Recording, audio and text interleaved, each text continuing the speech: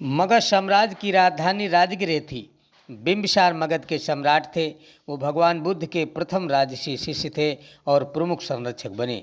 महाभिनिष्क्रमण के बाद जब सिद्धार्थ गौतम मगध आए तो राजा बिंबिसार ने उन्हें गृहस्थ जीवन में वापस लाने के लिए अपना आधा राज्य देने की पेशकश की, लेकिन सिद्धार्थ ने महाराजा बिंबिसार का आग्रह ये कहते हुए ठुकरा दिया कि मैं संसार के कलहों से आहत हूँ, मैं शांति की खोज में हूँ।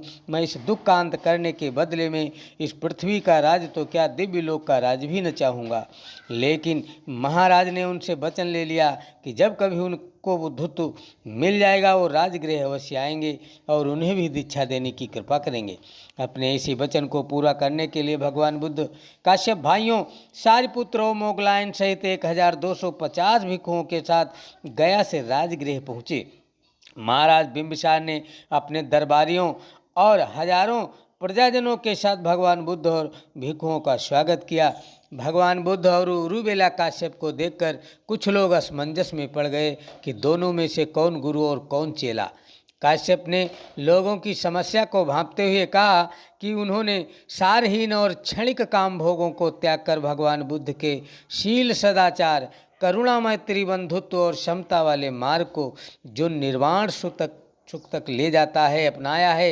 यह कहते हुए काश्यप ने भगवान बुद्ध के चरणों में सिर झुकाकर बुद्ध के गुरु होने का प्रमाण दिया।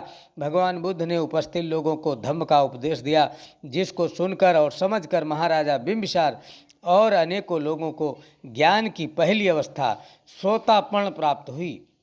सम्राट ने भगवान बुद्ध और भिक्षु संघ को भोजन दान के लिए अपने महल में आने का निमंत्रण दिया। भगवान ने मौन रहकर निमंत्रण स्वीकृत का संकेत दिया। निश्चित समय पर भगवान बुद्ध भिक्षु संघ के साथ राजमहल पहुँचे। सम्राट बिंबिसार ने 6000 मेहमानों और दरबारियों के साथ महल के मुख्य द्वार पर उनका स्वागत किया। राजसी स्वागत के साथ भिक्षु संघ को महल के आंगन में ले जाया गया, जहाँ पर आलीशान शामियाना और कनाते लगाए गए थे।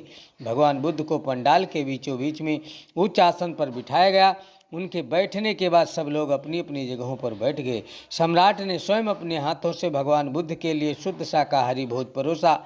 सभी लोगों ने पूर्ण मौन रहकर शांति से खाना खाया। भगवान बुद्ध और भिक्षु संघ की शांति और सौम्यता भरे मौन से सभी उपस्थित मेहमान बहुत प्रभावित हुए। भोजन समाप्त होने पर भिक्षु संघ के भिक्षा पात्र धोकर उन्हें वापस लौटा दिए गए। भगवान बुद्ध ने उपस्थित लोगों को पंचशील के बारे में उपदेश दिया। सभी प्रवचन समाप्त होने पर सम्राट ने बेलवन बागों का बगीचा उन्हें दान में दिया। भवतु शब्बो मंगलम।